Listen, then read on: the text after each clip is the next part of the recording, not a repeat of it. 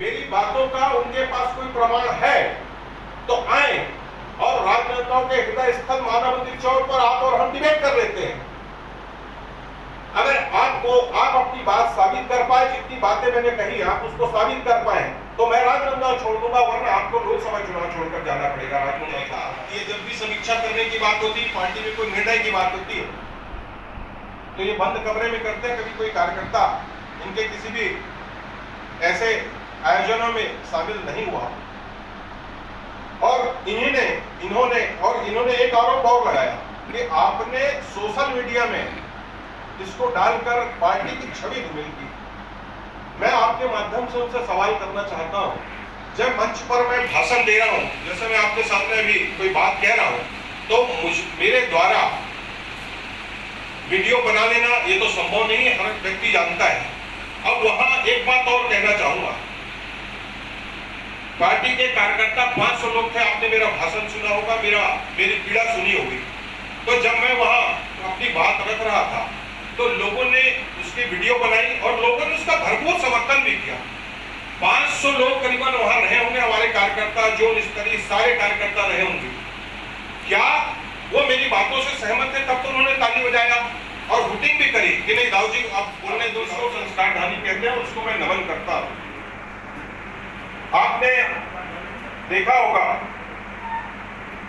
कि आप लोगों ने पत्रकार हमारे साथियों ने उनसे सवाल किया, दामन सर ने सवाल किया कि आपके कार्यकर्ता ने अमुक बात कही, तो उन्होंने कहा ये पार्टी के 30 से 35 साल अपने पार्टी को दी और अपनी अगर वो पीड़ा रख रहा है, आप उसको स्लीपर सेल कहते हैं। आदरणीय, आपके माध्यम से फिर मैं कहना चाहूंगा, आदरणीय राजनांदगांव, आपने मेरा अपमान नहीं, राजनांदगांव के कार्यकर्ताओं का अपमान किया है, इस संस्कार धानी की माटी का अपमान किया है। और ये मुझको आपने स्लीपर सेल कह के एक प्रकार से आपने कार्यकर्ताओं के मुंह पर थप्पड़ मारा है और इस थप्पड़ की गूंज आपको इस जिले सहित पूरे प्रदेश में सुनाई देगी और ये परिणाम बताएगा 5 तारीख को परिणाम बताएगा कि आखिर स्लीपर सेल है कौन। आप किस अधिकार से राजनांदगांव में चुनाव लड़ने आए? एक कृपया राजनांदगांव के लोगों को आप स्पष्ट करें। आप लोगों ने देखा होगा कि अभी हाल कल या परसों की बात है, उन्होंने अपने पाटन विधानसभा में ये कहा कि लोकसभा क्षेत्र में क्या आप लोगों को इस बात के लिए नहीं उकसा रहे हैं कि आप पार्टी के खिलाफ काम करें? अब मैं एक सवाल करना चाहता हूं, क्या 350 पौने 400 लोग अगर अपनी प्रतिष्ठा बचाने माई दबे सुरेंद्र दाऊ ने फॉर्म भरा, इसने फॉर्म भरा, इसने फॉर्म भरा, सारे लोगों ने 50 वोट 200 500 वोट पाया, तो ये क्या पार्टी का नुकसान नहीं होगा? क्या लोकसभा के प्रत्याशी जिसको आपने चुनाव लड़ने उतारा है, क्या उसका नुकसान नहीं होगा? तो इस बात के लिए किसे दोषी ठहराया जाएगा, किसे निष्कासित किया जाना चाहिए, ये एक सवाल मैं आप पर छोड़ता हूं। सवाल करेगा और आपको उसका जवाब देना पड़ेगा। आज शासन प्रशासन किसी चीज का गांव-गांव में जाकर जागरूकता कर रहा है कि आप वोट दीजिए, तो मैं एक पढ़ा लिखा व्यक्ति हूं और मुझको यह अधिकार है कि मैं जब वोट दूं तो प्रत्याशी से अपने पूछ सकूं कि मैं आपको किस लिए वोट दूं, आपने मेरे शहर के लिए क्या किया, आपने यहाँ की जनता के लिए क्या किया है, मेरे को अधिकार है। और अगर आपसे मैं सवाल करता हूं तो आप कितने लोगों को आतंकवादी कहेंगे, आप कितने लोगों को, क्योंकि आप हर समय छत्तीसगढ़िया की वकालत किए और आप, मैं छत्तीसगढ़िया, मैं गांव का व्यक्ति सुरेंद्र दाऊ एक छत्तीसगढ़िया व्यक्ति है, उससे आप सवाल के बदले आप उसको आतंकवादी कह रहे हैं। स्लीपर सेल का मतलब मैं समझता हूँ आतंकवादी से ही होता है, तो आप आतंकवादी कह रहे हैं, ये किस टाइप की भाषा का उपयोग कर रहे हैं? तो आदरणीय, मैं आपसे निवेदन चाहूंगा कि इस टाइप की भाषा का बदला देना अच्छे से जानती है, ये परिणाम आपको उस दिन पता चलेगा। साथियों, मेरे विरोध करने का एक और था कारण, पिछले 10 वर्षों से हमारा राजनांदगांव कांग्रेस के लिए नेतृत्व विहीन हो गया है। पिछले समय हम सारे लोगों ने खूब मेहनत किया। मुझे इस बात का बड़ा दुख है कि पिछले विधानसभा चुनाव में भी रायपुर से लाकर आपने मैडम शुक्ला जी को यहाँ से चुनाव लड़वाया और हम 15-16 हजार से चुनाव हार गए।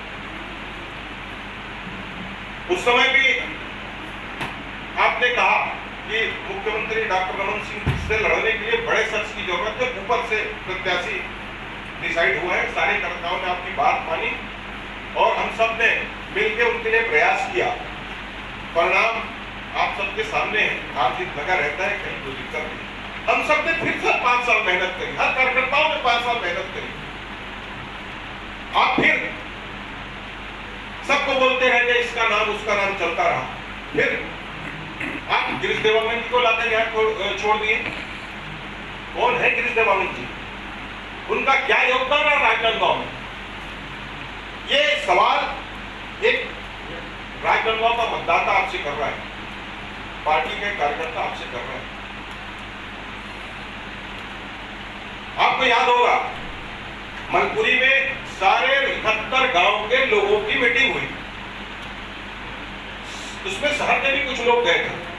सारे लोगों ने पुरजोर विरोध किया, बाहर के व्यक्ति का पुरजोर विरोध किया कि हमको बाहर के प्रत्याशी नहीं, हमको किसी भी राजनांदगांव किसी भी शख्स को आप प्रत्याशी बना दीजिए। पर इनके चहेते थे गिरीश देवांगन जी। उन्होंने ये कहा, पार्टी के मंच में मीटिंग में कहा कि राजनांदगांव, एक बात आप थोड़ा सा इसको मैं जोर देके कहना चाह रहा हूं। उन्होंने कहा पार्टी मीटिंग में कि गिरीश देवांगन जी का नाम जो है सबसे टॉप में है। और इस बात को उन्होंने झूठ बोला, ये भी कह रहा हूं कि वहां के सेंट्रल की हमारी जो टीम आती है, सर्वे टीम आती है, उसमें भी गिरीश देवांगन जी का टॉप में नाम था, चूंकि उनको अपने चहेतों पर टिकट दिलाना था। और उसका नतीजा ये हुआ कि वो 46,000 वोटों से चुनाव हार गए। राजनांदगांव पिछले 10 सालों से नेतृत्व ही है। मैं उनसे सवाल करना चाहता हूं, क्या राजनांदगांव ऐसा कोई भी शख्स नहीं है? और हम कर्मठ लोग हैं कांग्रेस के, हमने पार्टी को अपना खून पसीना सब कुछ दिया है। हमने लड़ा है 15 साल, पिछले 15 साल डॉक्टर रमन सिंह जी से। भाजपा की सरकार के अंदर 15 साल संघर्ष किया, आप सबके सामने। हम जेल तक गए। हमको पीड़ा होती है जब पार्टी की क्षति होती है। और आज इसी क्षति को लेकर मुझको ये भी अंदेशा है कि आज लोकसभा के चुनाव में वही परिणाम आने वाला है। तो हम पार्टी के कार्यकर्ता हैं, हम ये सवाल अपने पार्टी फोरम में कर रहे हैं। अब आपको उसमें भी दिक्कत है तो आखिर पार्टी का कार्यकर्ता कह रहा हूं ना, आज भी मेरा इनसे कोई मेल है। मैंने अपने कार्यकर्ताओं की पीड़ा इनके सामने रखी है। मैं फिर कह रहा हूं, तू इधर उधर की बात न कर, तेरा कारवा क्यों लुटा ये बता। भाई ये तो 75 पार का नारा देते थे ना। एक बात इसमें और कह देता हूं, आपकी बातों को मैं थोड़ा सा आगे बढ़ाता हूं।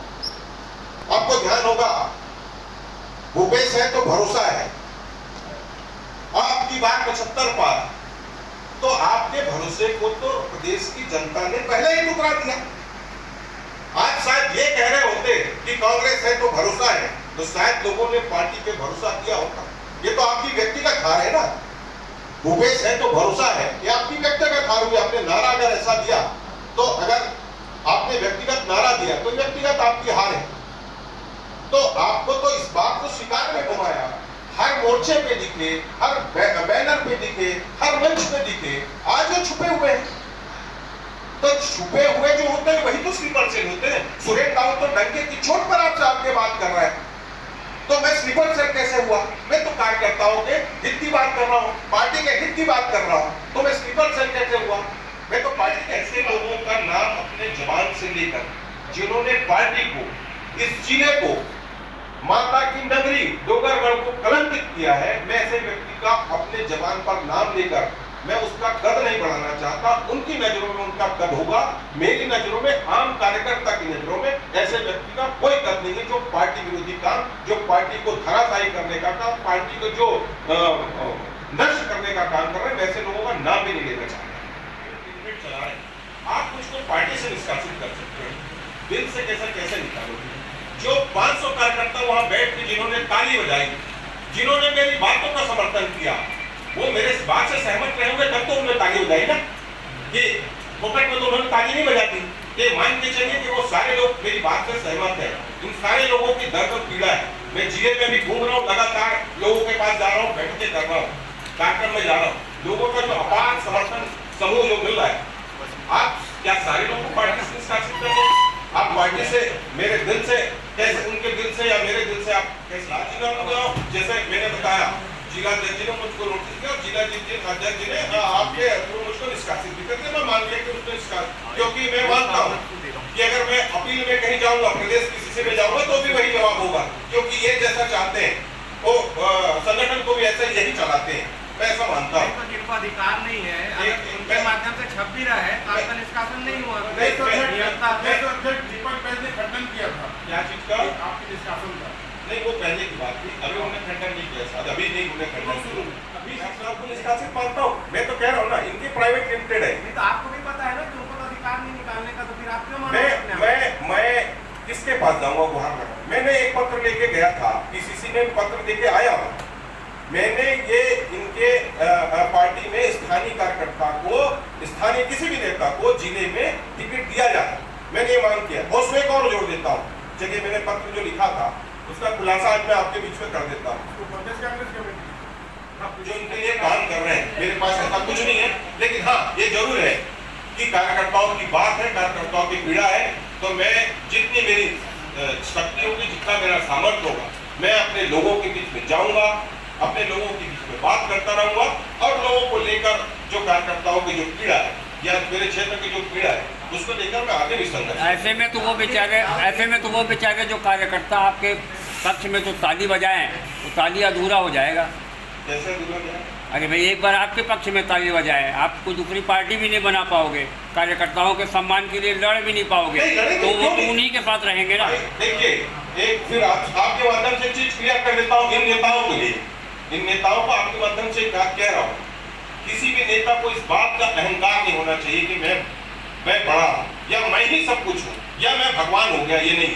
कार्यकर्ता अपने वोट से, अपनी मेहनत से, जनता अपने वोट से मेहनत से नेता कह दिया है कि मेरा ऐसा कोई इरादा नहीं है। मैंने 30-35 साल अपनी पहचान कांग्रेस पार्टी में बनाई है। मैं कांग्रेस का एक निष्ठावान व्यक्ति हूँ। आज भी मेरे दिल में कांग्रेस है और आज मैं किसी दल का मेंबर नहीं हूँ, लेकिन मैं अपने लोगों के बीच में जाकर उनके कार्यकर्ताओं की पीड़ा होगी, कार्यकर्ताओं को जो दुख दर्द होगा उसके किस पार्टी के लिए काम करोगे? मैं अपने लिए काम करूँ, अपनी पहचान मैं तो पहले ही कह रहा हूँ ना, मैं तो पहले ही कह रहा हूँ, ये किसी की पार्टी के लिए जरूरत नहीं है, किसी पार्टी के लिए जरूरत नहीं है। मेरे कार्यकर्ता को अगर कहीं पीड़ा होती है, आपके कार्यकर्ता कांग्रेस के हैं जी, कांग्रेस के बीच में जाएंगे तो है ना, राजनांदगांव के इंसान है, लोकसभा के मतदाता है, इस क्षेत्र की जनता है, उनके लिए मैं काम करूंगा। कोई जरूरी थोड़ी मैं किसी दल के लिए काम करूं। मेरी पहचान, अगर मैं जनपद जिला जीत के आया हूं तो पार्टी का सिंबल तो नहीं था, मैं तो एक निर्दलीय के रूप में वहां पे चुनाव लड़ा और वहां से चुनाव लड़ के यहाँ तक आया, तो मुझे इनकी जरूरत नहीं है। अगर मुझे जिला जनपद लड़ना है तो इनकी जरूरत नहीं है, लेकिन हाँ पार्टी के कार्यकर्ता चाहे वो किसी भी दल के हो, मेरे राजनांदगांव लोकसभा क्षेत्र के होंगे या मेरे अपने क्षेत्र के होंगे, जिनको भी जहां भी आवाज आएगी मैं उनके लिए खड़ा रहूंगा। मेरे में जो सामर्थ्य होगा मैं पता नहीं होगा। मेरी मांग क्या थी कि आपने कार्यकर्ताओं को 5 साल पूछा नहीं, आपने कार्यकर्ताओं को 5 साल देखा नहीं, आपने कार्यकर्ताओं को 5 साल मिलना तो दूर है, देखना भी उचित नहीं समझा। और आज क्या हो रहा है, वो जिस व्यक्ति को हम 5 साल हार को माला पहनाने के लिए तरसते थे, उनको गेंदे के फूल से इचिंग होती थी कि गेंदे के फूल से वो ऐसा फेंक दिया करते थे, वही नेता आज गेंदे के फूल को कार्यकर्ता से पहले अपने आप को